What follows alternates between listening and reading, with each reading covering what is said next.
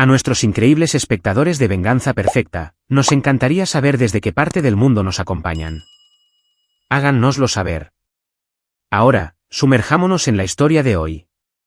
Capítulo 1. Protocolo Fantasma. El viento de febrero cortaba el campo militar número 1 en la Ciudad de México como una cuchilla serrada, pero Víctor Reyes apenas lo sentía.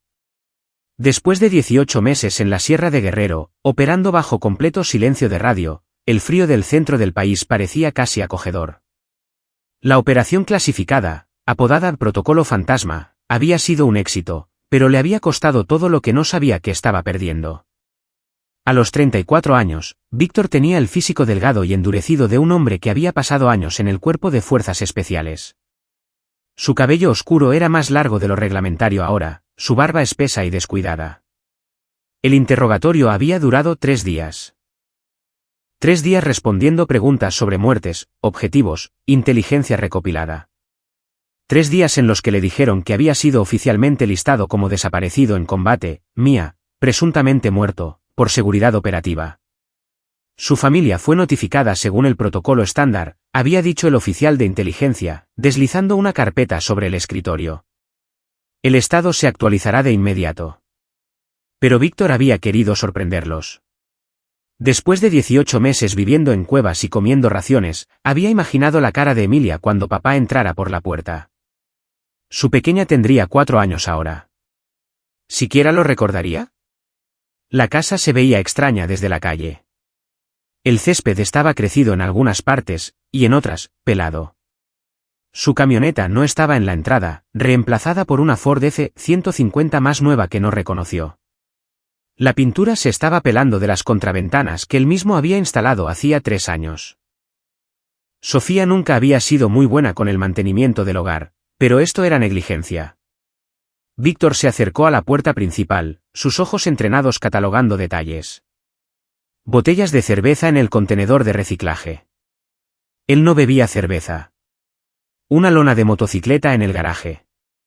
Él no tenía una motocicleta. El felpudo era diferente, más nuevo, con un dicho que Sofía nunca habría elegido, vuelve con una orden judicial. Su llave no funcionó. Habían cambiado las cerraduras. Algo frío se instaló en el estómago de Víctor, el mismo instinto que lo había mantenido vivo a través de 17 despliegues de combate. Se movió por el costado de la casa, observando las ventanas. La ventana del dormitorio de Emilia tenía cartón pegado sobre una grieta en invierno. Entonces lo escuchó, el llanto de un niño, delgado y desesperado, proveniente del patio trasero. Víctor saltó la cerca de un movimiento suave, aterrizando en cuclillas. El patio trasero era un desastre. Hierba crecida, un columpio oxidado, bolsas de basura apiladas contra la cerca. Y allí, en la esquina, estaba el cobertizo de almacenamiento, el que había construido para guardar el equipo de jardinería y las decoraciones navideñas. El llanto vino de nuevo desde el cobertizo. Emilia, la voz de Víctor se quebró mientras corría. La puerta del cobertizo estaba cerrada con un candado. Sus manos temblaban mientras agarraba la cerradura. Años de entrenamiento con armas hicieron que sus dedos recordaran cómo manipular el metal. No tenía su equipo, no tenía ganzúas. Agarró una roca y golpeó la cerradura 1, 2, 3 veces hasta que se rompió. La puerta se abrió de golpe. El olor lo golpeó primero. Orina, heces, cuerpo sin lavar. El interior estaba oscuro, excepto por finas tiras de luz a través de las lamas de madera. Y allí, acurrucada en la esquina sobre una manta sucia, había una pequeña figura. «Emilia, cariño». La niña levantó la vista con ojos demasiado grandes para su rostro demacrado. No podía pesar más de 11 kilos. Su ropa eran harapos. Su cabello estaba enmarañado. Tenía moretones en los brazos, en las piernas. 4 años, y parecía una superviviente de un campo de concentración. Papi, la palabra fue apenas un susurro. El entrenamiento de Víctor se evaporó.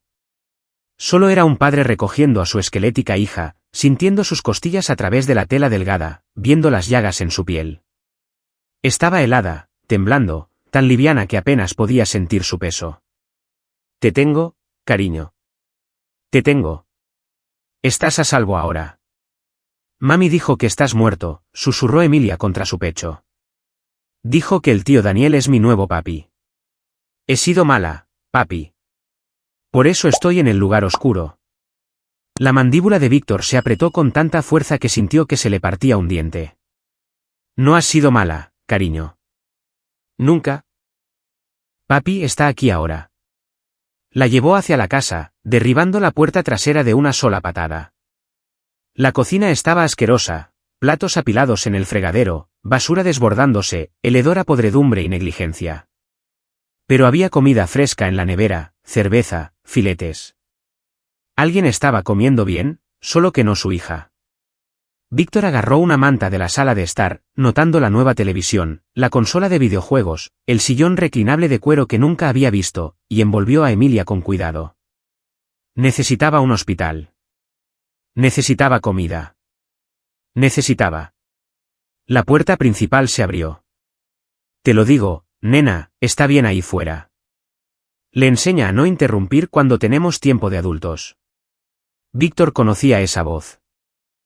Sofía, su esposa, la mujer que había amado desde la secundaria, la mujer con la que se había casado a los 22, la mujer que había llorado en el aeropuerto en cada despliegue. Sigo pensando que es arriesgado, respondió una voz masculina. ¿Y si un vecino oye? Ya a nadie le importan los vecinos, Daniel. Además, todo el mundo piensa que Víctor nos abandonó. Pobre esposa de militar dejada sola con una niña. Tengo la compasión de todo el vecindario. Entraron en la cocina riendo, cargando bolsas de la compra. Sofía llevaba una chaqueta de cuero nueva, su cabello rubio con mechas profesionales de una manera que él nunca había visto. El hombre a su lado, Daniel, era alto, con algo de barriga, vestía vaqueros de diseño y una expresión de suficiencia. Se quedaron helados cuando vieron a Víctor de pie sosteniendo a Emilia. El rostro de Sofía se puso blanco. ¿Víctor? Sorpresa, dijo él, su voz peligrosamente baja. No estoy muerto. La mano de Daniel se movió hacia su cintura, hacia una pistola. El entrenamiento de Víctor se activó instantáneamente. Puso a Emilia suavemente en la encimera y luego se movió. 3 pasos, un golpe en la muñeca de Daniel, otro en su plexo solar. El hombre cayó jadeando, y Víctor tenía el arma, una Glock 19, apuntándoles a ambos antes de que Sofía pudiera gritar. No lo hagas, dijo Víctor. He matado a 27 hombres en 18 meses. ¿De verdad quieres ponerme a prueba ahora mismo? Emilia gimió en la encimera, y la atención de Víctor se desvió hacia ella por un instante. Eso fue todo lo que Sofía necesitó. Entraste a nuestra casa, chilló. Daniel, llama a la policía. Nos está amenazando. Víctor miró a su esposa, viendo a una extraña. Sus ojos no contenían amor, ni alivio, ni culpa, solo cálculo y pánico. No estaba mirando a Emilia, no corría hacia su hija. Se estaba protegiendo a sí misma. Nuestra casa, la risa de Víctor fue hueca. Mi nombre está en la escritura, Sofía. Mis beneficios pagaron la hipoteca mientras me disparaban, y tú encerraste a nuestra hija en un cobertizo en febrero. Te está mintiendo, dijo Sofía rápidamente. Emilia siempre inventa historias. No está bien de la cabeza, Víctor. Estábamos a punto de llevarla a un especialista. Cállate. La voz de Víctor podría haber cortado el cristal. Sacó su teléfono con la mano libre, sin apartar la vista de ellos. Voy a llamar al 911. Emilia necesita un hospital. Ustedes dos necesitan una celda. No puedes probar nada, jadeó Daniel desde el suelo. Es tu palabra contra la nuestra. Llevas 18 meses fuera, hombre. Declarado muerto. Sofía ha seguido adelante. Esto es acoso. La sonrisa de Víctor era aterradora. Soy de las fuerzas especiales.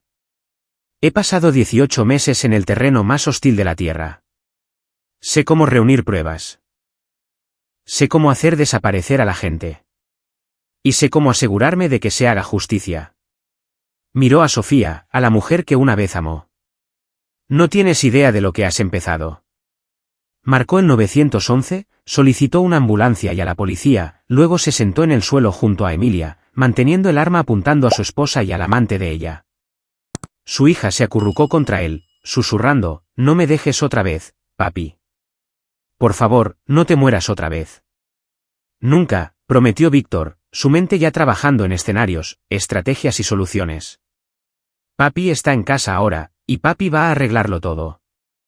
Capítulo 2. Pruebas y mentiras. La habitación del hospital era demasiado brillante, demasiado estéril y demasiado llena de gente haciendo preguntas que Víctor no podía responder sin querer romper algo. Emilia estaba conectada a una vía intravenosa, recibiendo líquidos y nutrientes cuidadosamente monitoreados porque su cuerpo desnutrido no podía soportar demasiado de una vez. El médico dijo que tenía suerte de estar viva. Suerte. La detective Marisol Contreras se sentó frente a Víctor en la sala de consulta familiar, su libreta cubierta de taquigrafía.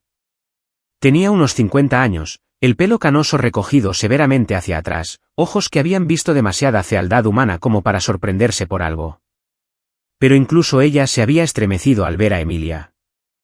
«Señor Reyes, necesito que me repase la cronología de nuevo», dijo. Víctor ya había pasado por esto 3 veces. «Me desplegaron hace 18 meses en una operación clasificada. Fui declarado desaparecido en combate como parte de la seguridad operativa. Regresé hace 2 días. Terminé mi interrogatorio en el campo militar esta mañana y vine a casa para sorprender a mi familia. Encontré a mi hija encerrada en un cobertizo, severamente desnutrida e hipotérmica. Mi esposa y su novio estaban de compras. Y usted agredió al señor Campos. Lo desarmé cuando intentó alcanzar un arma en presencia de mi hija menor de edad». Contreras tomó una nota. «El señor Campos afirma que tiene un permiso de portación oculta.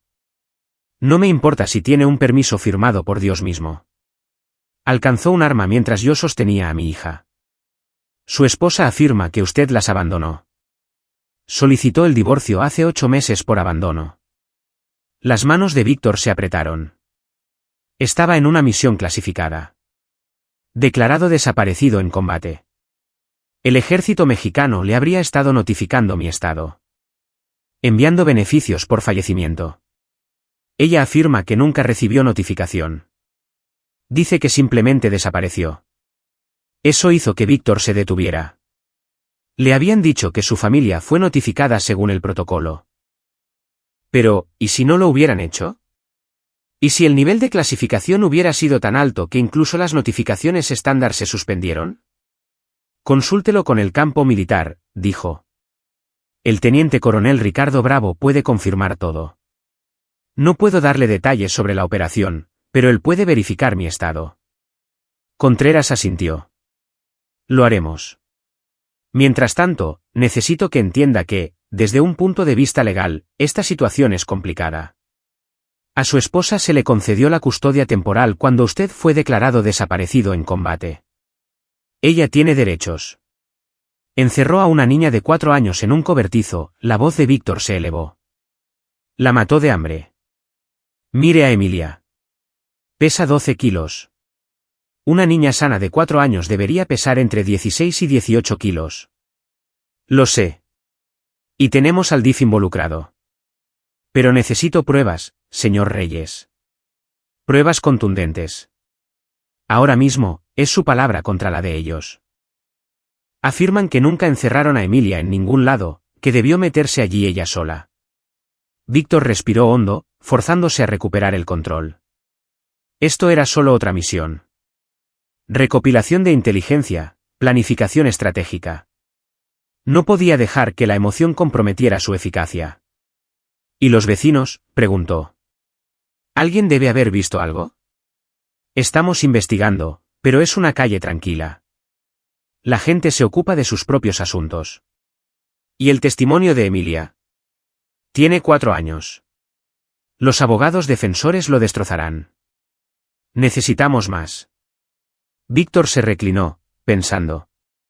En el campo, había aprendido a construir casos sólidos contra los objetivos. Documentarlo todo. Múltiples fuentes, pruebas irrefutables. Necesitaba abordar esto de la misma manera. ¿Cuál es la historia de Sofía?, preguntó. Contreras hojeó sus notas. Afirma que usted se distanció antes de su despliegue. Empezó a desaparecer por días. Sospechaba una aventura. Cuando se desplegó, dice que dejó de responder a sus correos electrónicos y llamadas. Después de 6 meses, el ejército le dijo que estaba desaparecido en combate, presuntamente muerto. Ella guardó luto, conoció a Daniel Campos, el labio de Contreras se curvó ligeramente ante el nombre e intentó seguir adelante. Afirma que Emilia es una niña difícil, propensa a berrinches y autolesiones. Dice que Emilia debió encerrarse en el cobertizo durante un berrinche. ¿Autolesiones? La voz de Víctor era plana. Mi hija tiene 4 años. Le estoy diciendo lo que ella afirma. ¿Y la gente se cree esto? Contreras lo miró a los ojos. Señor Reyes, llevo 28 años en esto. Puedo oler la mierda a una milla de distancia. Pero el sistema no funciona con mis instintos. Funciona con pruebas. Consígame pruebas y los enterraré. Víctor asintió lentamente. ¿Qué necesito? Documentación del estado de Emilia. Eso lo tenemos del hospital. Prueba de negligencia prolongada. Estamos trabajando en eso con expertos médicos. El testimonio de testigos sería ideal. Registros financieros que demuestren que gastaron dinero en sí mismos mientras su hija pasaba hambre. Registros telefónicos. Correos electrónicos. Cualquier cosa que demuestre intención. ¿Cuál es la situación legal de Sofía en este momento? Ella y Campos han sido arrestados por cargos de poner en peligro a un menor. Salieron bajo fianza hace 2 horas. La sangre de Víctor se heló. ¿Están fuera? El juez la fijó en 1 millón de pesos cada uno.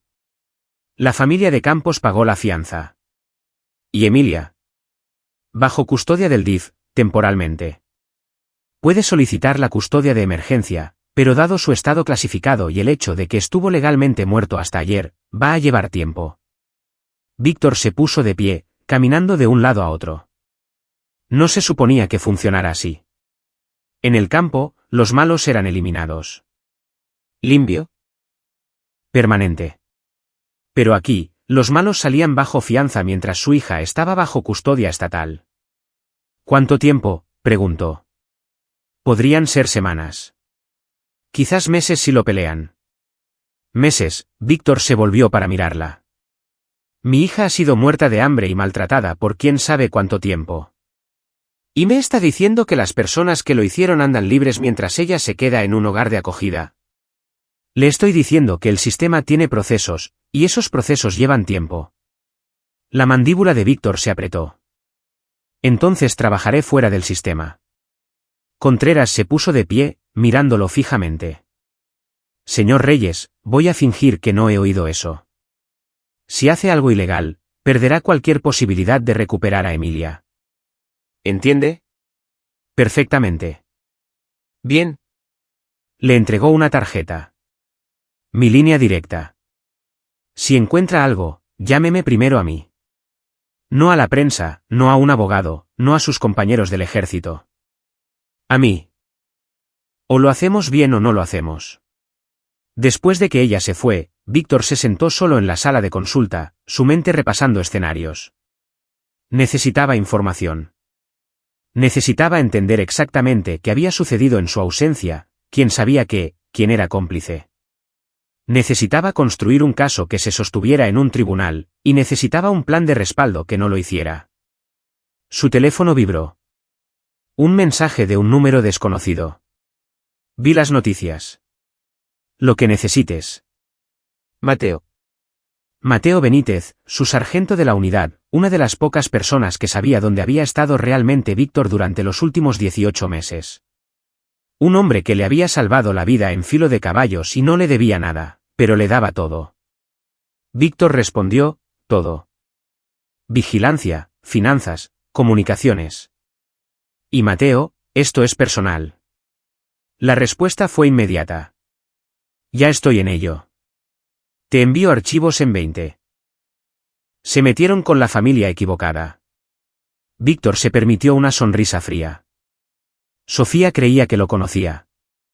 Creía que era el mismo soldado idealista que se desplegaba pensando que el sistema protegería a su familia.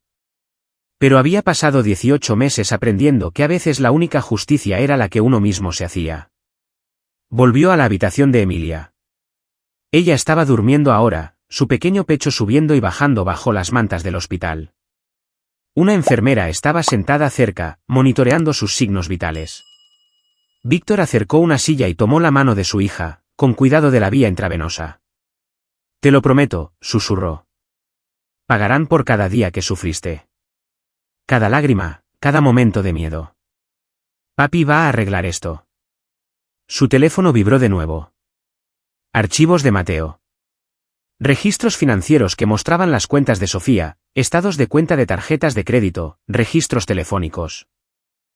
Víctor los abrió, sus ojos entrenados escaneando datos, construyendo una imagen de los últimos 18 meses. Sofía había cobrado sus beneficios por fallecimiento, 4.5 millones de pesos.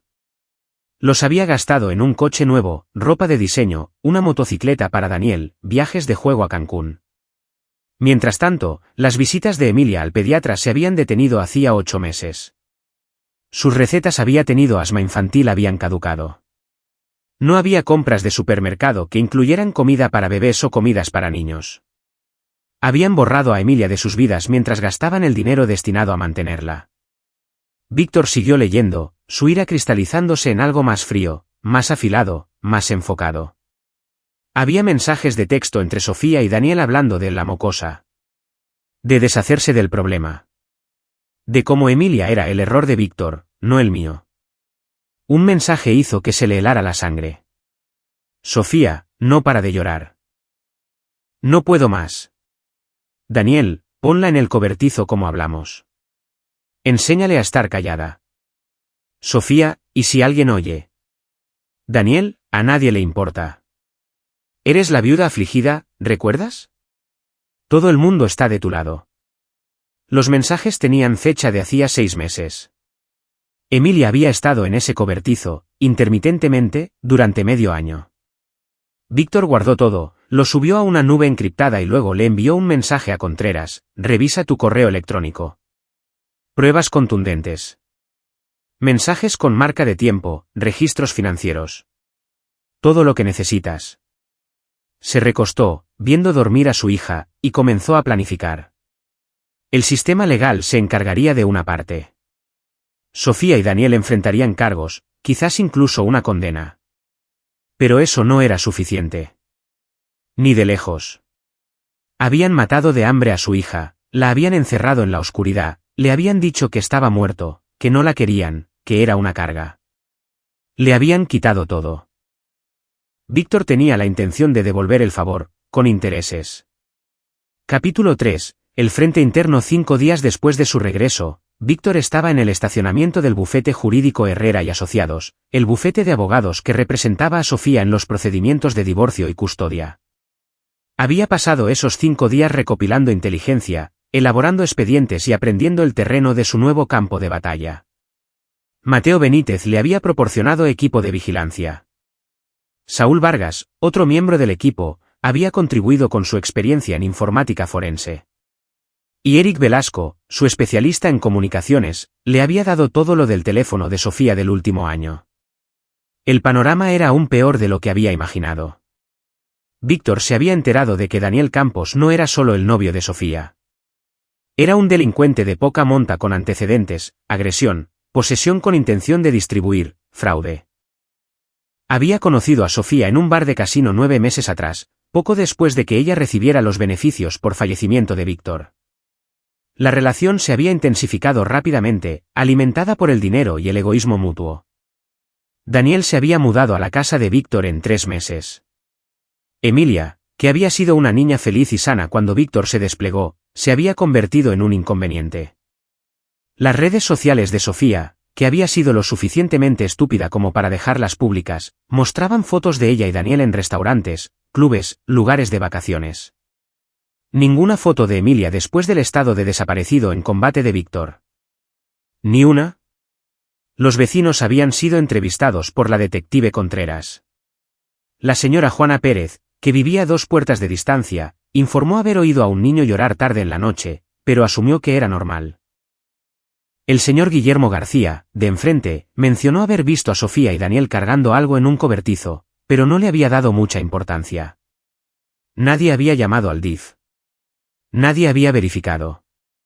Víctor también había descubierto que el abogado de Sofía, Claudio Herrera, era conocido por sus tácticas agresivas y su flexibilidad moral. Representaba a clientes que podían pagar, sin importar su culpabilidad. El bufete tenía reputación de obtener resultados a través de la intimidación y la manipulación procesal. Hoy, Víctor iba a enviar un mensaje. Entró al vestíbulo vistiendo su uniforme de gala, con la insignia del Cuerpo de Fuerzas Especiales prominente, y las condecoraciones, incluyendo 2 corazones púrpura y una estrella de plata, a la vista. La recepcionista levantó la vista, con los ojos muy abiertos. «Estoy aquí para ver a Claudio Herrera», dijo Víctor. «Sin cita, señor». «El señor Herrera está con un cliente». «Dígale que Víctor Reyes está aquí».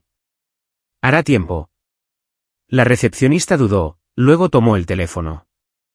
2 minutos después, un hombre escurridizo con un traje caro salió de una oficina trasera, su sonrisa ensayada e insincera. «Señor Reyes, qué sorpresa. Me temo que no puedo discutir». «Tiene 5 minutos para dejar a Sofía como clienta», dijo Víctor en voz baja. «Después de eso, empiezo a hacer llamadas». La sonrisa de Herrera vaciló. «¿Es eso una amenaza?» «Es una oportunidad. Verá, he pasado los últimos días investigando. Su bufete tiene algunos clientes interesantes. Traficantes de drogas lavando dinero a través de bienes raíces. Miembros de pandillas usando empresas fantasma. Muy creativo. Muy ilegal». El rostro de Herrera palideció. «No sé de qué está». Víctor deslizó una carpeta sobre el mostrador de recepción. Registros financieros, registros de comunicación, declaraciones de testigos. Todo lo que la AIC necesitaría para iniciar una investigación por delincuencia organizada. Aún no se lo he enviado, pero lo haré a menos que haga lo correcto. Está fanfarroneando. Lo estoy, la sonrisa de Víctor era fría. Soy de las fuerzas especiales. He derrocado gobiernos. ¿Cree que no puedo con un abogado corrupto? Herrera agarró la carpeta, hojeándola. Víctor observó cómo su rostro pasaba de confiado a preocupado y luego a aterrorizado. Los registros eran reales. Mateo los había obtenido por medios sobre los que Víctor no preguntó y que Herrera no podía probar. Me está amenazando con pruebas fabricadas. Nada está fabricado. Cada documento es genuino. Cada transacción es real. Lo único que estoy haciendo es conectar puntos que sus clientes pensaban que estaban ocultos. Ahora tiene una opción. Siga representando a Sofía y Daniel, y envío esto a la AIC. O déjelos como clientes, y esta carpeta desaparece. Eso es extorsión. No, es influencia. Sería extorsión si quisiera dinero. Solo quiero que se vaya. La mano de Herrera tembló ligeramente al cerrar la carpeta. Si los dejo, simplemente encontrarán otro abogado. Que lo hagan. Pero no será usted. Y se correrá la voz de que no soy alguien con quien se puede joder. Víctor se inclinó hacia él. Le quedan 4 minutos. Necesito consultar con mis socios. 3 minutos y medio. La mandíbula de Herrera se tensó. Bien. Presentaré una moción para retirarme de la representación. Pero se ha ganado un enemigo hoy, señor Reyes. Víctor se rió. Me he ganado enemigos en 7 países. Usted ni siquiera es un punto en mi radar. Se dio la vuelta para irse, luego se detuvo. Ah, y Claudio, si me entero de que ha advertido a Sofía sobre algo de esto, esa carpeta irá a la AIC de todos modos, junto con pruebas de que obstruyó la justicia. Duerma bien. Salió, dejando a Herrera de pie en el vestíbulo, con el rostro ceniciento. Fase 1 completada. Esa noche, Víctor se sentó en una habitación de motel barata al otro lado de la ciudad, revisando la siguiente etapa de su plan.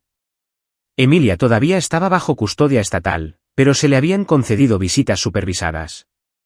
Cada tarde, pasaba 2 horas con ella en un centro del DIF, viéndola empezar a confiar de nuevo, a sonreír, a creer que él era real y que no desaparecería. La trabajadora social, Laura Flores, se había mostrado cautelosamente optimista. Está respondiendo bien a la terapia, pero ha sido traumatizada, señor Reyes. Va a llevar tiempo. Tiempo que él estaba dispuesto a dar. Pero Sofía y Daniel no iban a tener ninguno. Su teléfono sonó. Mateo Benítez. Háblame, respondió Víctor. Campos está asustado. Ha estado llamando a todos los que conoce, tratando de conseguir dinero para un mejor abogado. Sofía ha agotado sus tarjetas de crédito. Están en la ruina. Bien. Hay algo más. Campos hizo una llamada a alguien llamado Rolando Mendoza. Es convicto, cumplió 8 años por agresión con agravantes. Se reunirán mañana por la noche en un bar llamado El Clavo Oxidado. Víctor procesó esto. Campos está buscando músculo. Esa es mi interpretación. Mendoza es un rompepiernas. Campos probablemente quiere protección. O peor, podría estar planeando algo en su contra. Ubicación. Zona industrial de Vallejo. Puedo tener ojos allí. Hazlo. Y Mateo, si Campos hace un movimiento, quiero saberlo antes de que suceda. Entendido. ¿Quieres respaldo? Víctor lo consideró. Todavía no. Pero ten tu equipo listo. Esto podría ponerse feo. Después de colgar, Víctor volvió a revisar el archivo de Daniel Campos. El hombre era un cobarde y un depredador, alguien que se aprovechaba de los vulnerables. Se había aferrado a Sofía por su dinero, la había manipulado para que descuidara a Emilia, y ahora estaba entrando en pánico porque su fuente de ingresos se estaba secando. Pero Campos había cometido un error. Había subestimado a Víctor. Pensaba que estaba tratando con un soldado cualquiera que seguiría las reglas, que dejaría que el sistema se encargara de todo. Víctor sacó un teléfono desechable y envió un mensaje de texto a un número que había memorizado pero que nunca había llamado. Necesito un favor. Conversación privada. Sin registros. Mañana por la noche. La respuesta llegó en segundos. Dime el lugar. Gerardo. Gerardo Huerta. Exagente del CNI que había trabajado con la unidad de Víctor en la Sierra de Guerrero. Un hombre que se especializaba en hacer desaparecer problemas. Víctor le había salvado la vida en Chilpancingo. Gerardo le había dicho que podía cobrar la deuda en cualquier momento. Mañana por la noche iba a ser muy interesante. Víctor se recostó en la cama del motel, mirando al techo. Pensó en Emilia, en su manita en la suya, en la forma en que había susurrado, «No me dejes otra vez, papi». Pensó en Sofía, en la mujer que había amado y que se había convertido en algo irreconocible, en cómo lo había mirado sin remordimiento, solo con cálculo. Y pensó en Daniel Campos, en un hombre que había ayudado a matar de hambre a una niña y ahora intentaba contratar músculo para evitar las consecuencias. Las manos de Víctor se apretaron. En el campo, los enemigos eran eliminados. Rápido. Definitivo. Pero aquí, tenía que ser más inteligente, metódico. Tenía que destruirlos por completo legalmente si era posible, y legalmente si era necesario mientras mantenía sus propias manos lo suficientemente limpias como para recuperar a Emilia. Era la misión más difícil de su vida. Pero el fracaso no era una opción. Capítulo 4. Peones y jugadores. El Clavo Oxidado era exactamente el tipo de bar de mala muerte que Víctor esperaba. Letreros de neón de cerveza parpadeando en ventanas mugrientas, un estacionamiento lleno de motocicletas y camionetas destartaladas, y una clientela que parecía preferir pelear a hablar. Se sentó en un sedán alquilado al otro lado de la calle, vestido de civil y con una gorra de béisbol, observando la entrada a través de un teleobjetivo. La voz de Mateo Benítez crepitó en su auricular. Objetivo entrando ahora. Chaqueta de cuero negra, caminando como si fuera el dueño del lugar. Daniel Campos entró pavoneándose en el bar a las 9:47 de la noche, justo a tiempo. Víctor hizo zoom, tomando fotos. Campos parecía nervioso a pesar de su fanfarronería, sus ojos se movían por todas partes, sus manos jugueteaban con su teléfono. Segundo objetivo acercándose desde el este, dijo Mateo. Hombre hispano, 1,88 metros, 100 kilogramos, tatuajes en el cuello. ¿Es Mendoza? Rolando Mendoza se movía como un depredador, todo violencia controlada y agresión apenas contenida. Entró al bar sin mirar a su alrededor, confiado en su capacidad para manejar problemas. Víctor cambió a imágenes térmicas, observando las firmas de calor en el interior. Campos y Mendoza se encontraron en un reservado al fondo, lejos de la multitud principal. Estaban hablando. Víctor no podía oír la conversación, pero el lenguaje corporal se lo decía todo. Campos estaba agitado, gesticulando salvajemente. Mendoza estaba tranquilo, escuchando, asintiendo ocasionalmente. ¿Audio?, preguntó Víctor. Saúl está en ello. El micrófono parabólico no capta una señal clara a través de las paredes. ¿Espera? Estática, luego voces. No puedo pagar tus tarifas, hombre. Estoy sin blanca. La voz de Mendoza, profunda y amenazante. Entonces, ¿por qué estoy aquí, Daniel? Puedo pagarte más tarde. Cuando todo esto pase. Nada pasa. Tienes problemas con ese soldadito. Fuerzas especiales, ¿verdad? Te metiste con el tipo equivocado. Yo no me metí con nadie. Volvió de entre los muertos. No importa. Lo que importa es que le debes dinero a gente. Me debes dinero por ese producto que moviste el año pasado. ¿Y ahora quieres que le dé una paliza a un operador del Cuerpo de Fuerzas Especiales? ¿Eres estúpido? Los ojos de Víctor se entrecerraron. Producto. Campos no era solo un novio vividor. Estaba traficando drogas. No te pido que le des una paliza, dijo Campos desesperadamente. Solo que lo asustes. Que entienda que seguir con esto es malo para su salud. ¿Malo para su salud? Hermano, hice 2 turnos en la infantería de marina antes de pasar al sector privado. Conozco a tipos como él. No los asustas. Solo los cabreas más. Entonces, ¿qué se supone que debo hacer? Mendoza se reclinó. Consíguete un buen abogado. Acepta tu castigo. Y espera que esa niñita no recuerde lo suficiente como para testificar. Esa es tu jugada. El abogado de Sofía nos dejó. Dijo alguna mierda sobre conflicto de intereses. Pero sé que Reyes llegó a él. Viene a por nosotros, Rolando. Va a destruirnos. Probablemente. Mataste de hambre a una niña, hombre. ¿Qué esperabas que pasara? Hubo un largo silencio. Luego la voz de Campos, más baja, más peligrosa. ¿Y si tuviera un accidente? Víctor se tensó. Esto estaba escalando. Mendoza se rió. ¿Quieres encargar un asesinato de un operador de las fuerzas especiales? ¿Con qué dinero? ¿Tienes 200,000 pesos en el bolsillo? ¿400.000? ¿1 millón? Eso es lo que cuesta ese tipo de trabajo. Y eso es antes del pago por peligrosidad por apuntar a un militar. Podría conseguir dinero. Sofía tiene activos. Los activos de Sofía están a punto de ser congelados en el tribunal de divorcio. Estás soñando, Daniel. Mi consejo, delátala. Dile a la policía que ella era la cabecilla. Que tú solo seguías órdenes. Quizás consigas una sentencia más leve. No voy a ir a la cárcel. Entonces más te vale correr, porque ese soldado no se va a detener, y la ley no te va a salvar. Víctor había oído suficiente. Tomó fotos de la reunión, se aseguró de que Saúl tuviera grabaciones de audio limpias y luego le envió un mensaje a Mateo: retírate. Tengo lo que necesito. 20 minutos después, Víctor se encontró con Gerardo Huerta en un estacionamiento a 5 kilómetros de distancia. Gerardo se veía como siempre, estatura media, complexión media, el tipo de cara que olvidas 30 segundos después de verla. Perfecto para un espía. Mucho tiempo, dijo Gerardo, estrechando la mano de Víctor. Oí que desapareciste en combate. Me alegro de que hayas vuelto.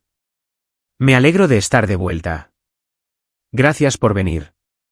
Pediste el favor. Aquí estoy. ¿Qué necesitas? Víctor le entregó una unidad USB. Todo sobre Daniel Campos y Sofía Reyes. Registros financieros, comunicaciones, imágenes de vigilancia, testimonios. Necesito dos cosas. Primero, necesito que se expongan las conexiones de drogas de Campos. Ha estado traficando, y quiero que la policía lo sepa de una manera que no se pueda rastrear hasta mí. Gerardo asintió. Laseido recibe un soplo anónimo. Fácil. ¿Cuál es la segunda cosa? Sofía ha estado cometiendo fraude a los servicios sociales. Cobró beneficios de supervivencia mientras yo estaba desaparecido, pero también cobró asistencia social para Emilia mientras gastaba mis beneficios por fallecimiento en sí misma. Esos son múltiples delitos graves. Quiero que eso también se investigue. Delito federal. Jurisdicción de la AIC. Puedo hacer que eso suceda. Gerardo se guardó la unidad USB. Esto es personal. Muy. Hirieron a mi hija. La mandíbula de Víctor se tensó. La mataron de hambre. La encerraron en un cobertizo. Le dijeron que estaba muerto. La expresión de Gerardo se volvió fría. Di la palabra, Víctor. Pueden desaparecer. Sin rastro, sin consecuencias. Por un momento, Víctor se sintió tentado. Sería fácil, rápido, permanente. Pero Emilia crecería sabiendo que su padre era un asesino, no de combatientes enemigos en una zona de guerra, sino de su propia madre. Y esa era una carga que no le pondría a ella. No, dijo Víctor. Quiero que se enfrenten a la justicia. Justicia real. Los quiero en la cárcel, arruinados y destrozados. Pero los necesito vivos para que se enfrenten a ello. Gerardo lo estudió. Eres mejor hombre que yo. De acuerdo, encenderé los fuegos. Dale 72 horas. Las agencias del alfabeto estarán llamando a las puertas. Te lo agradezco. Estamos en paz ahora. Pero Víctor, cuídate la espalda. Si Campos está lo suficientemente asustado como para hablar de accidentes, podría estar lo suficientemente asustado como para intentar alguna estupidez. ¿Que lo intente? Después de que Gerardo se fue, Víctor regresó a su motel y reprodujo el audio del bar. Escuchó la voz de Campos, la desesperación, la autocompasión, la total falta de remordimiento por Emilia. El hombre solo lamentaba haber sido atrapado. Su teléfono vibró. La detective Contreras. Reyes, tengo buenas y malas noticias. Empiece por las buenas. El juez aprobó su petición de custodia de emergencia. A la espera del resultado del caso penal, recuperará a Emilia. Supervisada al principio, luego custodia total si completa las clases de paternidad y una evaluación psicológica. Víctor sintió que se le quitaba un peso de encima. ¿Cuándo? A finales de semana. Se la entregarán el viernes. Eso es increíble. Gracias. No me dé las gracias todavía. La mala noticia es que el nuevo abogado de Sofía es Javier Ocampo. Es un tiburón. Está presentando mociones para desestimar, alegando registro e incautación ilegales, argumentando que su estado clasificado significa que no puede ser un testigo fiable. Va a poner las cosas feas. Víctor sonrió fríamente. Que lo haga. Tengo más pruebas de las que puede desestimar. Espero que tenga razón. Ah, y una cosa más. Recibimos un soplo sobre las conexiones de drogas de Daniel Campos. Fuente anónima. Muy detallada. Vamos a ejecutar una orden de registro en su propiedad mañana por la mañana. ¿De verdad? Qué oportuno. Víctor, no sé lo que está haciendo, y no quiero saberlo. Pero manténgalo limpio, por favor. Siempre, detective. Después de colgar, Víctor se sentó en la oscuridad, pensando en la siguiente fase. Campos sería arrestado por cargos de drogas, lo que violaría su fianza en el caso de abuso infantil. Volvería a estar bajo custodia, probablemente sin poder pagar la fianza por segunda vez. Sofía estaría sola, enfrentando una investigación federal por fraude. Su sistema de apoyo se derrumbaría. Y Víctor recuperaría a Emilia. Pero todavía no era suficiente. La prisión era demasiado buena para ellos. Necesitaban entender lo que habían hecho, necesitaban sentir el peso de sus pecados. Víctor necesitaba que sufrieran. Su teléfono vibró de nuevo. Un mensaje de un número desconocido. Sé lo que estás planeando. Necesitamos hablar. ¿Sofía? Víctor se quedó mirando el mensaje. ¿Cómo lo sabía? ¿Qué creía que sabía? ¿Era desesperación o realmente tenía algo con que presionarlo? Respondió, habla. La respuesta fue inmediata. Reunámonos mañana, al mediodía. Lugar público. Tengo información que necesitas. Víctor lo consideró. Podría ser una trampa. Pero Sofía no era lo suficientemente inteligente como para planear algo sofisticado, y Campos estaba demasiado aterrado para pensar con claridad. Esto probablemente era exactamente lo que parecía, una mujer desesperada tratando de negociar. ¿Dónde? Envió. Cafetería en la calle Madero. Ven solo. Víctor sonrió. Ella creía que podía manipularlo. Creía que todavía tenía poder. Estaba a punto de aprender lo contrario. Allí nos vemos, respondió. Luego llamó a Mateo. Necesito vigilancia completa mañana. Audio, vídeo, equipo de respaldo. Sofía quiere reunirse. Esto huele a trampa. Lo es. Pero voy a darle la vuelta. Cree que soy el mismo hombre con el que se casó. No tiene ni idea de en quién me he convertido. Entendido. Estaremos listos. Víctor se recostó en la cama, su mente repasando escenarios. Mañana, Sofía intentaría amenazarlo, manipularlo, quizás incluso intentar seducirlo para que volviera a la complacencia. Jugaría con su historia, con el hombre que solía ser. Pero ese hombre había muerto en las montañas de la Sierra de Guerrero. El hombre que regresaba de esa zona de guerra era algo completamente diferente. Capítulo 5. La confesión. La cafetería en la calle Madero era deliberadamente civil. Paredes de ladrillo visto, música indie sonando suavemente, estudiantes universitarios encorvados sobre sus portátiles. Víctor llegó 15 minutos antes, asegurando una mesa en la esquina con líneas de visión claras a todas las salidas. Mateo Benítez estaba posicionado en una furgoneta afuera con equipo de vigilancia. Saúl Vargas se sentó a 3 mesas de distancia, fingiendo leer un periódico. Eric Velasco había plantado dispositivos de escucha en el reservado que Víctor había elegido.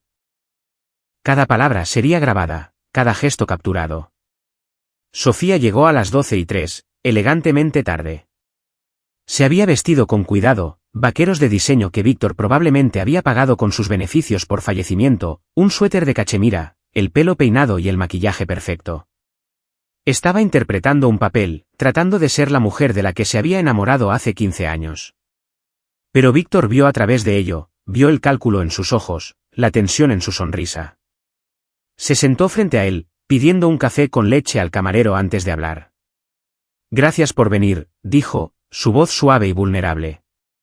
No estaba segura de que lo harías. Dijiste que tenías información. ¿Podemos hablar primero? Hablar de verdad. Ha pasado tanto tiempo, Víctor. 18 meses. Yo estaba en la Sierra de Guerrero mientras tú gastabas mis beneficios por fallecimiento y matabas de hambre a nuestra hija. Su rostro se contrajo, la máscara se deslizó por un momento. Eso no es justo. No sabes cómo fue.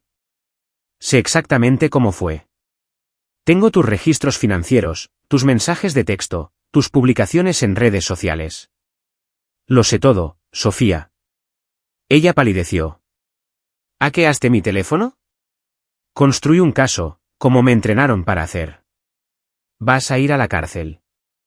Daniel va a ir a la cárcel. La única pregunta es ¿por cuánto tiempo? Las manos de Sofía temblaban mientras cogía su café. Por eso quería reunirme. Podemos hacer un trato. No hago tratos con gente que hiere a mi hija. Nuestra hija. También es mía. La risa de Víctor fue hueca. Perdiste el derecho a llamarla tu hija cuando la encerraste en un cobertizo. ¿Qué clase de trato creías que podrías ofrecerme? Sofía se inclinó hacia adelante, bajando la voz. Sé cosas sobre tus misiones. Cosas que se supone que son clasificadas. Cosas que, si salieran a la luz, destruirían tu carrera. La expresión de Víctor no cambió, pero internamente estaba haciendo cálculos. ¿Cómo podía saber ella algo sobre su trabajo clasificado? A menos que... Estás fanfarroneando, dijo. ¿Lo estoy? ¿Crees que no me di cuenta de las extrañas llamadas telefónicas, los correos electrónicos encriptados? No soy estúpida, Víctor. Hice copias, respaldos. Un seguro. Esto era peor de lo que había pensado. Si realmente tenía material clasificado, podría crear serios problemas. No para él personalmente había seguido el protocolo, sino para la operación, para su equipo. ¿Qué quieres?, preguntó con cuidado. Quiero que retires los cargos. Dile a la policía que fue un malentendido. Que Emilia estaba bien, que reaccionaste de forma exagerada. Compartiremos la custodia. Seguiremos caminos separados. Tú tienes a Emilia la mitad del tiempo, yo la tengo la otra mitad. Nadie va a la cárcel. Víctor la miró, genuinamente sorprendido. ¿Crees que te dejaría acercarte a Emilia después de lo que hiciste? Soy su madre. Eres un monstruo con la cara de su madre. La voz de Víctor era de hielo. Mataste de hambre a una niña, tu hija, por dinero y un novio vago. ¿Y ahora crees que puedes chantajearme para que te deje irte de rositas? Estoy tratando de darnos a ambos una salida. No hay salida para ti. Cometiste múltiples delitos graves. Abuso infantil, fraude, negligencia. Daniel será arrestado por cargos de drogas mañana. Serás investigada por fraude a la asistencia social y fraude de beneficios. Tu abogado te dejó. No tienes nada.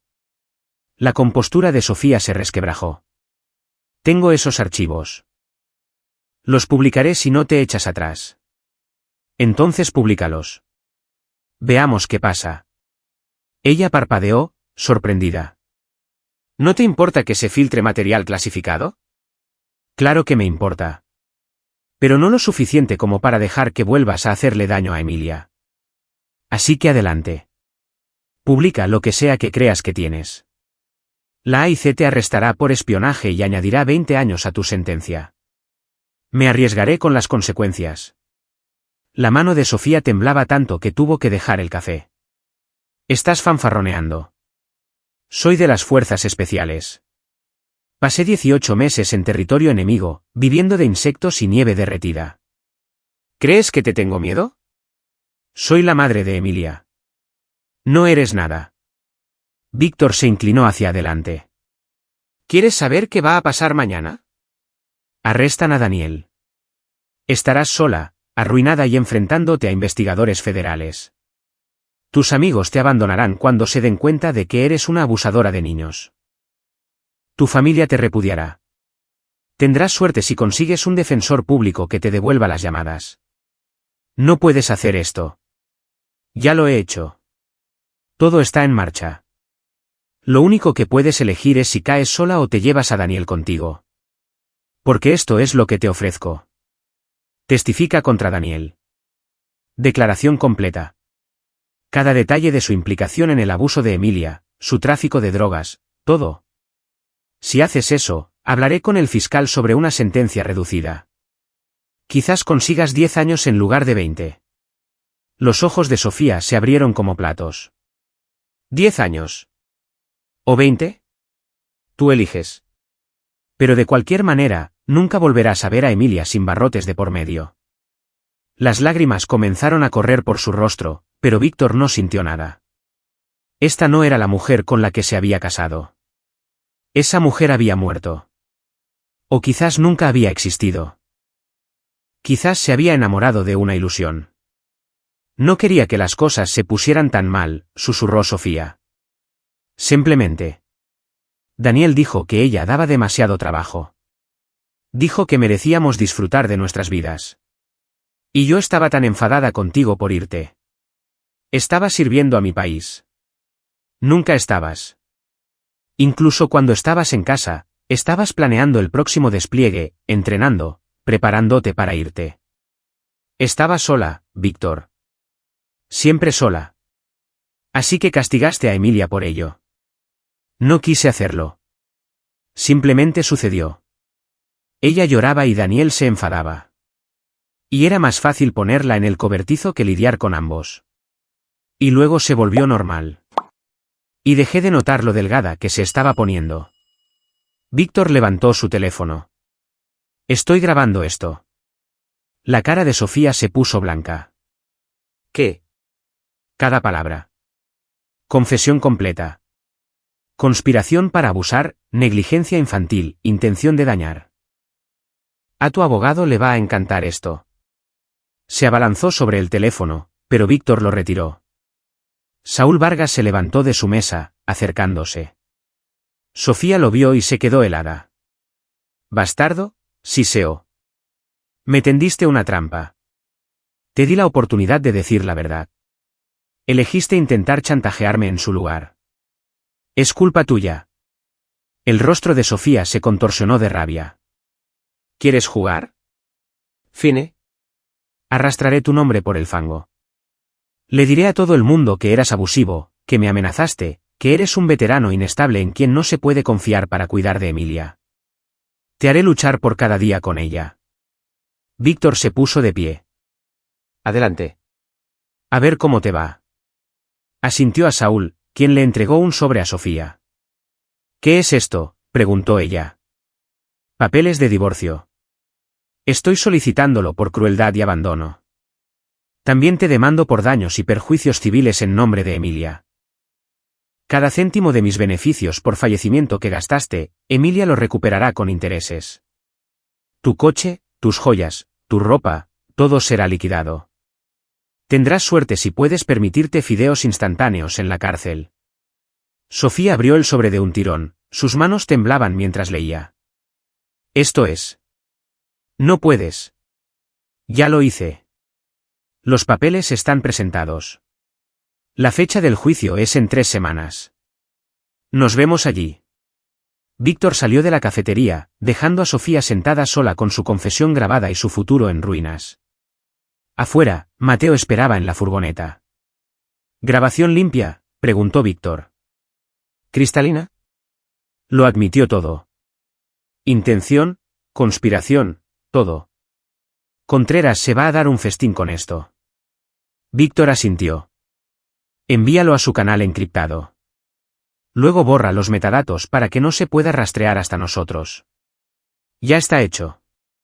Víctor subió a la furgoneta, sintiendo el peso del encuentro sobre él. Había ganado esta ronda, pero no había satisfacción en ello. Sofía seguía siendo la madre biológica de Emilia, seguía siendo la mujer que una vez amó.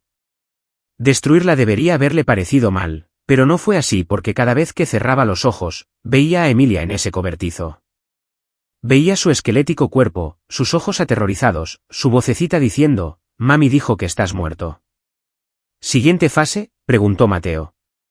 «Daniel Campos. Se reúne con Mendoza de nuevo esta noche. Quiero saber qué están planeando». «¿Crees que es tan tonto como para intentar algo?». «Creo que está lo suficientemente desesperado. Y la gente desesperada comete errores». El teléfono de Víctor vibró. Un mensaje de la detective Contreras. «Acabo de recibir tu paquete». «Jesucristo, Víctor. Esto es suficiente para enterrarla». «¿De dónde sacaste esto?». Víctor respondió, se ofreció voluntariamente. Quería hacer un trato. Grabé la conversación en un lugar público con su conocimiento. Sabía que tenía mi teléfono fuera. Le dije que estaba grabando. Siguió hablando de todos modos. ¿Eso es consentimiento? Perfecto. Voy a añadir esto al expediente de pruebas. La tenemos contra las cuerdas. Víctor se permitió una pequeña sonrisa. Sofía había caído en su trampa, pensando que tenía el control, pensando que podía manipularlo como solía hacer. Había subestimado cuánto había cambiado él. Todos lo habían hecho. Y todos iban a pagar por ello. Capítulo 6. Trampas dentro de trampas. La redada en el apartamento de Daniel Campos ocurrió a las 5:47 de la madrugada. Víctor observó desde 3 manzanas de distancia a través de una mira de alta potencia mientras agentes del aseido pululaban por el edificio. Un ariete derribando la puerta, agentes armados inundando el interior. Campos fue sacado esposado 16 minutos después, gritando sobre un registro e incautación ilegal. Encontraron cocaína por valor de 1,2 millones de pesos, materiales de embalaje, balanzas digitales y un libro de contabilidad que documentaba 3 años de ventas de drogas. Su fianza fue revocada de inmediato. Al mediodía, estaba de vuelta en el reclusorio norte, esta vez en un bloque de celdas con gente a la que antes les había vendido. Víctor recibió actualizaciones de Mateo durante todo el día. Campos estaba entrando en pánico, exigiendo a su abogado, cobrando todos los favores que tenía. Pero Ocampo ya había abandonado el barco. Los cargos de drogas hacían a Campos tóxico, y ninguna cantidad de dinero podría convencer a un abogado de alto perfil para que tocara el caso. Al anochecer, Campos tenía un defensor público que apenas parecía tener edad para beber. El teléfono de Víctor sonó a las 6:15 de la tarde, número desconocido. Víctor Reyes, respondió. Señor Reyes, soy Jimena Beltrán. Soy la defensora pública asignada al caso de Daniel Campos. A mi cliente le gustaría hablar con usted. Las cejas de Víctor se arquearon. ¿Sobre qué? Dice que tiene información sobre su esposa. Información que podría ser valiosa para su caso de custodia. Estoy escuchando. No por teléfono. Quiere reunirse en persona. Víctor lo consideró. Esto podría ser otro intento de violencia, Campos tratando de tenerlo solo para que Mendoza u otro matón contratado pudiera atacar. Pero también podría ser genuino. Los hombres desesperados a menudo se vuelven contra sus cómplices. ¿Cuándo y dónde? Reclusorio Norte. Mañana, 2 de la tarde arreglaré la reunión. Allí estaré. Víctor colgó e inmediatamente llamó a Mateo. Campos quiere reunirse. Dice que tiene información sobre Sofía. Es una trampa, probablemente, pero tengo curiosidad por ver qué cree que puede ofrecerme. ¿Quieres respaldo? No puedo llevar armas a la cárcel, pero haz que Saúl rastree mi ubicación. Si pasa algo, quiero que quede documentado. Entendido. Al día siguiente, Víctor llegó al reclusorio norte 15 minutos antes. Pasó por seguridad, entregando su teléfono y llaves, y luego fue escoltado a una sala de reuniones. Campos ya estaba allí, sentado en una mesa de metal, esposado y vistiendo un mono naranja. Se veía terrible, ojos hundidos, rostro pálido, manos temblorosas. Víctor, dijo Campos, con la voz quebrada. Gracias por venir. Víctor se sentó frente a él, sin decir nada. Mira, sé que me odias. Lo entiendo. Pero necesito que me escuches. Habla. Todo esto. No fue mi idea. Sofía, ella fue la que. La voz de Víctor era plana. Si vas a intentar culparla de todo, ahórratelo. He oído las grabaciones. Sé que ambos fuisteis responsables. El rostro de Campos se contrajo. Vale, de acuerdo. Ambos la cagamos. Pero Sofía fue la que quería deshacerse de Emilia. Habló de darla en adopción. De dejarla en una estación de bomberos. Tragó saliva. De cosas peores. Las manos de Víctor se apretaron bajo la mesa. ¿Qué clase de cosas peores? Habló de hacer desaparecer a Emilia permanentemente. Yo la convencí de que no lo hiciera. Te lo juro por Dios. Por eso la metimos en el cobertizo. Pensé que al menos seguiría viva. ¿Quieres que te dé crédito por no asesinar a mi hija? ¿Es eso? No, estoy tratando de decirte que Sofía es más peligrosa de lo que crees. No es solo una madre negligente. ¿Ella? Algo no está bien con ella, tío. No siente las cosas como la gente normal. Víctor estudió a Campos, buscando la mentira. Pero el hombre parecía genuinamente aterrorizado. ¿Por qué me estás diciendo esto? Porque necesito un trato. Las drogas, eso es tiempo de prisión automático. Pero los cargos de abuso infantil, esos son los que me mantendrán encerrado durante décadas. Si coopero, si testifico contra Sofía, quizás pueda conseguir una sentencia reducida. ¿Quieres que te ayude a conseguir una sentencia más leve? Quiero salvar mi propio culo. Pero sí, enterraré a Sofía para hacerlo. Me echó a los leones en cuanto las cosas se pusieron feas. Le dijo a su nuevo abogado que todo fue idea mía, que ella era víctima de abuso doméstico, que yo la coaccioné. Víctor se reclinó. Déjame entender esto. Ambos os estáis traicionando. Compitiendo para ver quién delata primero. Más o menos. ¿Y crees que me importa a cuál de los dos le den una sentencia más leve? Creo que quieres la verdad. Y creo que quieres asegurarte de que Sofía nunca se acerque a Emilia de nuevo. Puedo ayudar con ambas cosas. Víctor guardó silencio por un largo momento. Entonces, ¿qué sabes sobre material clasificado? Campos parpadeó. ¿Qué? Sofía afirmó que tiene archivos clasificados de mis misiones. Dijo que hizo copias como seguro. ¿Sabes algo de eso? Ah, eso. Campos se rió amargamente.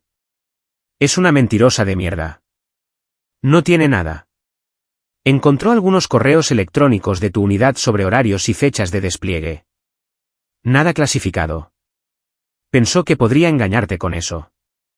Víctor sintió que la tensión se liberaba. El seguro era inútil. Solo otra mentira de Sofía. ¿Algo más? Sí. Ha estado hablando con Rolando Mendoza. Los ojos de Víctor se entrecerraron. ¿El mismo Mendoza que intentaste contratar? Sí. Después de que la confrontaras en la cafetería, fue a verlo. Le ofreció dinero para que se encargara de ti. ¿Encargarse de mí cómo? Campos bajó la mirada. Te quiere muerto, Víctor. Está tratando de reunir suficiente dinero para un asesinato. La expresión de Víctor no cambió, pero por dentro, una furia fría estaba creciendo. ¿Cuánto le ofreció? 400.000 pesos para empezar. Mendoza se rió de ella. Dijo que costaría 1 millón como mínimo, más gastos. Está tratando de liquidar activos, vender cosas, lo que sea para conseguir el dinero. ¿Cuándo? No lo sé. Pronto, creo. Está desesperada. Sabe que va a ir a la cárcel, sabe que lo está perdiendo todo. En su mente, si estás muerto, quizás pueda alegar locura temporal, quizás conseguir simpatía como viuda. No sé cómo piensa, tío. Está loca. Víctor se puso de pie. Gracias por la información. Espera, ¿eso es todo? ¿Qué hay de mi trato? Hablaré con la detective Contreras. Le diré que estás dispuesto a cooperar. Lo que pase después de eso depende del Ministerio Público. Víctor, por favor. Víctor caminó hacia la puerta, llamó al guardia. Al salir, oyó a Campos gritar detrás de él, «Te va a matar. Tienes que tomártela en serio». Víctor siguió caminando. Afuera, Mateo esperaba en la furgoneta. ¿Conseguiste algo útil? Sofía está intentando contratar a Mendoza para matarme. Campos está dispuesto a delatarla, y la amenaza del material clasificado era un farol. Mateo silbó. Realmente se está jugando el todo por el todo. Sí. Víctor sacó su teléfono y marcó a la detective Contreras. Cuando ella respondió, él dijo, necesitamos hablar. Sofía está planeando algo. Algo que va a escalar esta situación más allá de los cargos criminales. ¿Qué clase de algo? Del tipo que termina con cargos de intento de asesinato. Necesito que la traiga esta noche antes de que haga algo que no podamos deshacer. ¿Bajo qué cargos? Conspiración para cometer asesinato. Tengo un testigo dispuesto a testificar que solicitó un asesinato contra mí. Contreras guardó silencio. Víctor, ¿estás seguro de esto?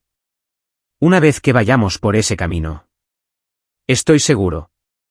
No se va a detener. Cree que si estoy muerto, sus problemas desaparecen. Necesitamos ponerla bajo custodia antes de que encuentre a alguien lo suficientemente desesperado como para aceptar el trabajo. De acuerdo. Conseguiré una orden. Pero Víctor, ten cuidado. Si realmente ha contratado a alguien, eres un objetivo hasta que la detengamos. Siempre tengo cuidado. Víctor colgó y miró a Mateo. Necesitamos acelerar el cronograma.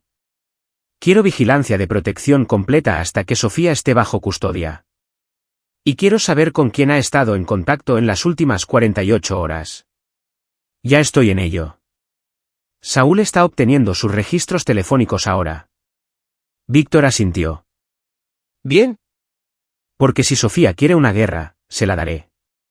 Pero no le va a gustar cómo termina. Capítulo 7. La red se cierra. Sofía Reyes fue arrestada a las 11:34 de la noche.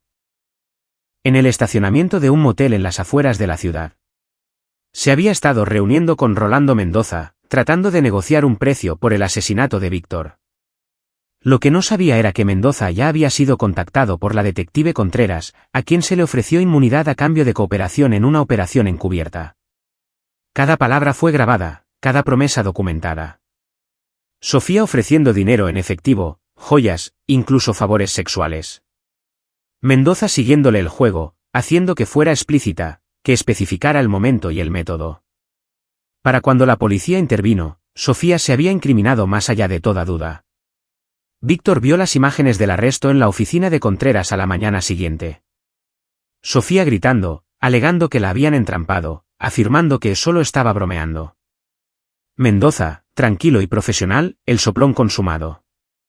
Está acabada, dijo Contreras. Conspiración para cometer asesinato en primer grado, solicitud de asesinato a sueldo. Probablemente una docena de otros cargos para cuando la oficina del fiscal termine con ella. Se enfrenta a cadena perpetua sin posibilidad de libertad condicional. Víctor asintió lentamente. ¿Y Emilia? Custodia total. Derechos parentales terminados. Es tuya, Víctor. Completamente. Debería haber sentido alivio. Victoria. Pero todo lo que sentía era vacío. Sofía iba a ir a la cárcel para siempre. Daniel se enfrentaba a un mínimo de 20 años. Y Emilia estaba a salvo. Pero el daño estaba hecho. Su hija crecería sabiendo que su madre había intentado matar a su padre, la había matado de hambre, la había abandonado. ¿Qué pasa ahora?, preguntó Víctor. Juicio en 3 meses. El abogado de Sofía está tratando de negociar un acuerdo, pero con las pruebas que tenemos, al fiscal no le interesa. ¿Quieren dar un ejemplo? Bien. Contreras se inclinó hacia adelante. Víctor, ¿puedo preguntarte algo? Extraoficialmente. Adelante. ¿Cuánto de esto orquestaste tú? Víctor la miró a los ojos. Encontré a mi hija en un cobertizo, muriéndose de hambre. Todo lo que vino después fue simplemente seguir las pruebas a donde me llevaban. Pura mierda. Manipulaste a Campos para que delatara. Incitaste a Sofía a esa confesión en la cafetería. Probablemente avisaste a la Seido sobre las drogas. Todo esto tiene tus huellas por todas partes. Víctor sonrió ligeramente. Pruébalo. Contreras negó con la cabeza. No quiero. Porque todo lo que hiciste fue técnicamente legal. Por los pelos. Pero los jugaste como piezas de ajedrez. Se jugaron a sí mismos. Solo les di oportunidades para mostrar quiénes eran realmente. ¿Y si Sofía realmente hubiera contratado a alguien? Si un verdadero sicario hubiera venido por ti. La sonrisa de Víctor se desvaneció. Entonces habría aprendido por qué el Cuerpo de Fuerzas Especiales tiene una tasa de éxito de misión del 98%. Eso es lo que pensaba. Contreras se puso de pie, extendiendo la mano. Emilia es una niña afortunada. No muchos padres lucharían tan duro. Víctor le estrechó la mano. El afortunado soy yo. Recuperé a mi hija. Esa tarde, Víctor entró en las instalaciones del DIF para recoger a Emilia. Estaba en el área de juegos, construyendo bloques con otro niño. Sus movimientos aún eran vacilantes, pero más saludables que antes. En 2 semanas, había ganado 2 kilos. Sus mejillas tenían color de nuevo. Sus ojos tenían luz. Papi, lo vio y corrió, chocando contra sus piernas, abrazándolo fuerte. Víctor la levantó en brazos, sosteniéndola cerca. Hola, princesa. ¿Lista para ir a casa? ¿A casa contigo? A casa conmigo. Para siempre. Los ojos de Emilia se abrieron como platos. ¿Para siempre? Para siempre, para siempre, para siempre. Rompió a llorar, Pero eran lágrimas de felicidad. Lágrimas de alivio. Las lágrimas de una niña que finalmente había encontrado seguridad. Laura Flores, la trabajadora social, se acercó con el papeleo. Tendrá que asistir a las clases de paternidad, completar la evaluación psicológica y registrarse semanalmente durante los primeros 3 meses. Pero, salvo cualquier problema, Emilia es suya. Gracias, dijo Víctor. Por todo. No me des las gracias. Tú hiciste la parte difícil. Le entregó una carpeta. Información sobre terapia de trauma para niños. Emilia la va a necesitar. Ha pasado por un infierno. Lo sé. Lo superaremos juntos. Víctor sacó a Emilia a su camioneta. Había comprado una nueva, una SUV sensata con asientos para niños y características de seguridad. La abrochó con cuidado, mostrándole cómo funcionaban las hebillas, prometiéndole que estaba a salvo. Mientras conducía hacia su nuevo apartamento, un apartamento de 2 habitaciones con ventanas que realmente cerraban y una puerta tras la cual nunca podría ser encerrada, Emilia preguntó, ¿Mami va a volver? Las manos de Víctor se tensaron en el volante. Se había preparado para esta pregunta, había ensayado respuestas con la psicóloga infantil, pero nada lo preparó para el momento real. No, cariño. Mami tomó malas decisiones. Te hizo daño a ti y me hizo daño a mí. Va a estar en tiempo fuera por mucho, mucho tiempo. Un tiempo fuera para siempre. Un tiempo fuera muy largo. Emilia se quedó en silencio entonces. Vale. Así de simple. Vale. Porque a los 4 años, Emilia sabía que su madre le había hecho daño. Sabía que el cobertizo estaba mal. El hambre estaba mal. El miedo estaba mal. Aún no tenía las palabras para ello, pero lo entendía. Te quiero, Emilia, dijo Víctor, más que a nada. Y te prometo que nunca dejaré que nadie te vuelva a hacer daño. Yo también te quiero, papi. Condujeron a casa en un silencio cómodo, padre e hija comenzando el largo proceso de sanación. Capítulo 8, el juicio final. El juicio duró 11 días. Víctor asistió a cada sesión, sentado en la galería, observando cómo su esposa y su cómplice eran sistemáticamente destruidos por las pruebas que ellos mismos habían creado. La fiscalía presentó mensajes de texto, registros financieros, informes médicos, confesiones grabadas. Trajeron a la doctora Débora Solís, la pediatra que testificó que la desnutrición de Emilia era consistente con una inanición prolongada e intencional. Trajeron a vecinos que habían oído llorar y no habían hecho nada. Trajeron a Campos, que subió al estrado y detalló cada horrible decisión, cada acto cruel, tratando desesperadamente de culpar de todo a Sofía. El abogado de Sofía, Javier Ocampo, hizo lo que pudo. Argumentó que la ausencia de Víctor había llevado a Sofía a un punto de quiebre, que había sufrido de depresión posparto no diagnosticada, que la sociedad la había fallado, que el ejército la había fallado, que era una víctima de las circunstancias. El jurado no se lo tragó. En el 8º día, escucharon la grabación de la cafetería. La voz de Sofía, fría y calculadora, hablando de hacer desaparecer a Emilia, hablando de cómo la niña era una carga, admitiendo que se había vuelto normal encerrarla en el cobertizo. 2 miembros del jurado lloraron. Uno tuvo que abandonar la sala. En el 9º día, escucharon la grabación de la operación encubierta. Sofía negociando el asesinato de Víctor, ofreciendo un pago, especificando que debía parecer un accidente para poder cobrar más beneficios por fallecimiento. La sala del tribunal estaba en silencio. Víctor observó a Sofía durante todo el proceso. Ella nunca lo miró, nunca miró el asiento vacío de Emilia. El juez había dictaminado que la niña era demasiado joven para testificar, ahorrándole el trauma. Simplemente se sentó allí, con cara de piedra, susurrando ocasionalmente a su abogado. Los argumentos finales llegaron el día 11. La fiscalía fue brutal. Esta no es la historia de una madre que cometió errores. Esta es la historia de 2 personas que eligieron la conveniencia sobre la conciencia, el dinero sobre la moralidad y el egoísmo sobre el sagrado deber de proteger a un niño. Ocampo hizo lo que pudo. Mi cliente no es un monstruo. Es una mujer rota que tomó decisiones terribles en circunstancias terribles. Merece compasión, no condenación. El jurado deliberó durante 4 horas. culpable de todos los cargos. Víctor observó cómo se llevaban a Sofía esposada, su rostro finalmente desmoronándose, las lágrimas corriendo. Lo miró una vez, sus ojos suplicantes. Pero Víctor miró a través de ella, sin ver nada que valiera la pena salvar. La sentencia llegó 2 semanas después.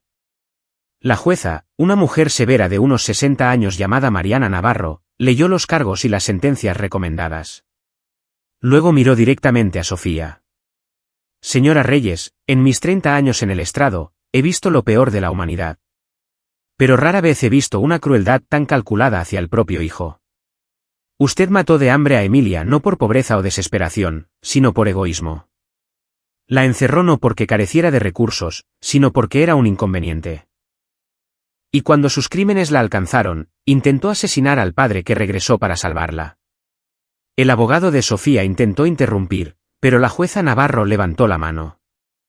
La ley establece pautas de sentencia, pero la ley también permite la discreción judicial en casos de depravación excepcional. Estoy ejerciendo esa discreción ahora. Víctor se inclinó hacia adelante. Por abuso y negligencia infantil, 25 años. Por fraude y robo de beneficios, 10 años. Por conspiración para cometer asesinato, cadena perpetua sin posibilidad de libertad condicional. Las sentencias se cumplirán consecutivamente, no concurrentemente. Señora Reyes, pasará el resto de su vida natural en prisión. Sofía se derrumbó, gritando. Víctor se quedó quieto, sin sentir nada. Daniel Campos fue sentenciado 1 hora después. 20 años por las drogas, 25 por el abuso infantil, todo concurrente. Sería elegible para libertad condicional en 17 años. Se lo llevaron maldiciendo, culpando a todos menos a sí mismo. Después de la sentencia, Víctor estaba de pie en el pasillo del juzgado. La detective Contreras se acercó. Se acabó, dijo. Sí. ¿Cómo te sientes? Víctor lo pensó. Vacío. Pasé 2 meses destruyéndolos, construyendo casos, reuniendo pruebas, manipulándolos para que confesaran. Y ahora se han ido, y simplemente me siento vacío. Eso es normal. La venganza no cura. Solo pone fin a las cosas. Emilia está a salvo. Eso es lo que importa. Lo está. Y tiene un buen padre. No olvides esa parte. Víctor asintió. Gracias, detective. Por todo. Solo hacía mi trabajo. Tú hiciste la parte difícil. Hizo una pausa. Víctor, ¿puedo darte un consejo? Claro. Déjalo ir ahora. La ira, la necesidad de justicia. Déjalo ir. Concéntrate en Emilia. Sé su padre, no su protector. Ahora necesita normalidad, no modo de combate. Víctor se miró las manos, recordando el peso de un arma, la sensación de un gatillo, recordando 18 meses viviendo en modo de supervivencia, tratando cada sombra como una amenaza. Lo intentaré, dijo. Bien. Porque esa niñita merece ver a su padre sonreír. Víctor salió del juzgado y condujo hasta la guardería donde Emilia pasaba la tarde. Cuando la recogió, estaba cubierta de pintura de dedos y riendo. Papi, hice un dibujo. Era un dibujo a lápiz de cera de 2 figuras de palo, una grande y otra pequeña, tomadas de la mano bajo un sol amarillo. Es precioso, dijo Víctor, arrodillándose. ¿Quiénes son? Somos tú y yo.